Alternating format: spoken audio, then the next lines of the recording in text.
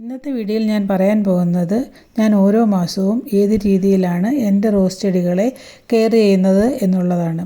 കഴിഞ്ഞ എൻ്റെ റോസ് ചെടിയുടെ വീഡിയോയുടെ കണ്ടിന്യൂഷനായിട്ടാണ് ഈ വീഡിയോ ഞാൻ ചെയ്യുന്നത്.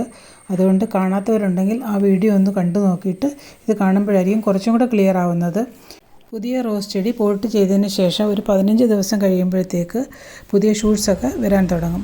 അതിനുശേഷം വീണ്ടും ഒരു 10 ദിവസം കഴിഞ്ഞതിന് ശേഷം വേണം പിന്നീട് വളം കൊടുക്കാനായിട്ട്.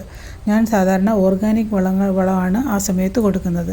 ചാണകപ്പൊടിയും എല്ലുപൊടിയും വേപ്പിൻ പിണ്ണാക്കും കൂടെ മിക്സ് ചെയ്തിട്ട് അതിനകത്ത് നമ്മുടെ ചെടിയുടെ ചുവട്ടിൽ ഇട്ട് കൊടുക്കുകയാണ് സാധാരണ ചെയ്യാറുള്ളത്. നിങ്ങൾക്ക് വേണമെങ്കിൽ വെർമി കമ്പോസ്റ്റും ഇട്ട് കൊടുക്കാം. വെർമി കമ്പോസ്റ്റും റോസ് ചെടികൾക്ക് വളരെ നല്ലതാണ്. ഡ്രൈ ആയിട്ടുള്ള വളങ്ങൾ കൊടുക്കുന്ന സമയത്ത് നമ്മൾ ശ്രദ്ധിക്കേണ്ട ഒരു കാര്യം, മേൽഭാഗത്തെ മണ്ണ് ഇളക്കി കൊടുത്തതിന് ശേഷം കൊടുക്കുമ്പോൾ ഈ ചെടിക്ക് പെട്ടെന്ന് വളങ്ങൾ അബ്സോർബ് ചെയ്യാനായിട്ട് സാധിക്കും. അതുപോലെ തന്നെ നന്നായിട്ട് വെള്ളവും കൊടുക്കുക. വീണ്ടും ഒരു 15 ദിവസത്തിന് ശേഷം നമുക്ക് അടുത്ത വളം കൊടുക്കാം. അടുത്തത് കെമിക്കൽ വളം കൊടുക്കുന്നതായിരിക്കും നല്ലത്.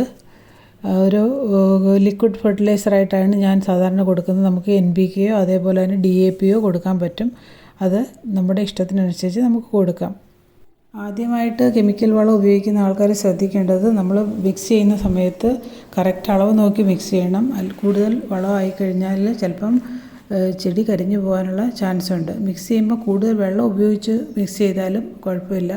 വെള്ളം കുറഞ്ഞു പോയാൽ ചെടി പെട്ടെന്ന് കരിഞ്ഞു പോകും. അതുകൊണ്ട് പ്രത്യേകം ശ്രദ്ധിക്കേണ്ടത്, നമുക്കത് ശീലമായി കഴിഞ്ഞാൽ പിന്നെ പ്രശ്നമില്ല. നമുക്കറിയാം എത്ര വളം കൊടുക്കണമെന്നുള്ളത്. അതുകൊണ്ട് ഫസ്റ്റ് യൂസ് ചെയ്യുന്ന ആൾക്കാർ എപ്പോഴും ശ്രദ്ധിച്ച് വേണം കെമിക്കൽ വളം യൂസ് ചെയ്യാനായിട്ട്. വീണ്ടും ഒരു 10 ദിവസം കഴിയുമ്പോൾ ഹ്യൂമിക് ആസിഡും ഫംഗിസൈഡും എപ്സം സോൾട്ടൂടെ മിക്സ് ചെയ്ത് ഡൈല്യൂട്ട് ചെയ്ത് ഞാൻ കൊടുക്കാറുണ്ട്. ഹ്യൂമിക് ആസിഡ് മണ്ണിനെ ലൂസാക്കാനും അതേപോലെ ഫംഗിസൈഡ് മണ്ണിലെ കീടങ്ങളെല്ലാം പോകാനും അതേപോലെ റൂട്ടൊന്നും ചീത്തയാവാതിരിക്കാനും അതുപോലെ എപ്സം സോൾട്ട് നമ്മുടെ ലീവ്സൊക്കെ നല്ല ഗ്രീനിഷായിട്ട് എപ്പോഴും ഇരിക്കാനും സഹായിക്കും. അതുകൊണ്ട് മാസത്തിലൊരു പ്രാവശ്യം ഇത് കൊടുക്കുന്നത് വളരെ നല്ലതാണ് റോസിന്.